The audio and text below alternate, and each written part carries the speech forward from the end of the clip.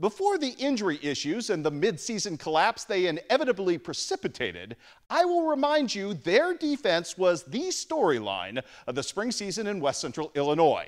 Stingy enough to carry Unity Payson to 3 straight victories out of the gate by limiting opponents to a paltry 8 points per contest over that span.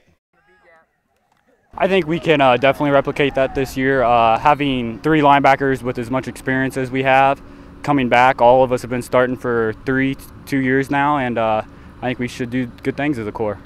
Recrafting that identity comes with some minor reconstruction in what were major areas of strength. We definitely lost a couple really good players, in Brett Bristow, Bennett Dusterhouse. They were really good, players, that especially setting the edge, at the defensive end and corner spot. But we've got a good group of kids coming back. We got some young kids that got some quality reps when we did start having some injuries towards the end of the year. So that experience is definitely just going to help us build on what we did last year. Still, the Mustangs retain their most noteworthy hammers from last season. Most visibly, Riker triplet off the edge. When teams double team Riker, it kind of just helps out the rest of the defensive line and opens it up for other players to shine. But just as importantly, team conscience, Bryson Mugie on the defensive line. He means everything. Without him, there is no defense. He's the hammer. He holds us all together, and he's our captain. He's definitely been a great leader for us, on and off the field. He sets an example. He works super hard. And again, you never have to worry about his effort. He's going to give you 100% effort from start to finish on every play.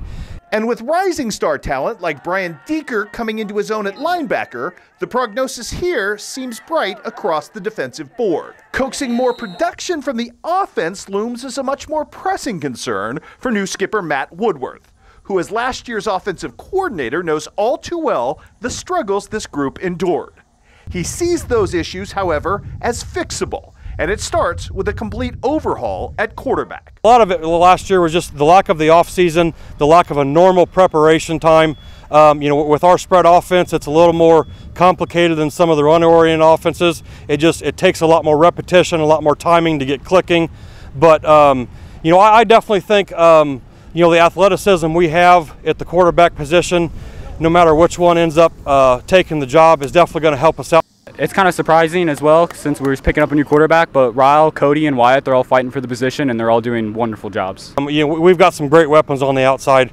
Riker Triplet is definitely a force, on the outside. He's a big physical kid that can play tight end or move to the outside at receiver. And, the body size he has once he gets the ball, it's hard for a cornerback or a defensive back to bring him down. And then we've got some, smaller athletic kids, with some speed and great athletic ability on the inside. I think we're going to be real tough. And then we've got a great set of running backs, in Cecil Hunt and Brian Deeker in the backfield to help out with the running game and keep defenses a little more honest than we have in the past. With having more experience on the line, last year we had some pretty young guys have to step up when we had some injuries occur. And I think this year they're ready to take the job on. I watch everybody and see how they improve, see how well everyone works together. We work as a unit. We don't work singularly. It takes work throughout the whole season instead of just the first 3 weeks. We worked hard the first 3 weeks, but then as injuries occur, we just started letting ourselves go downhill. I learned that just never give up. If one position is having troubles, don't fall down with them. Just continue going your hardest. And coming up tonight at 10 o'clock, we will barnstorm with the newest member of the 8-man football community, Knox County. I will see you then.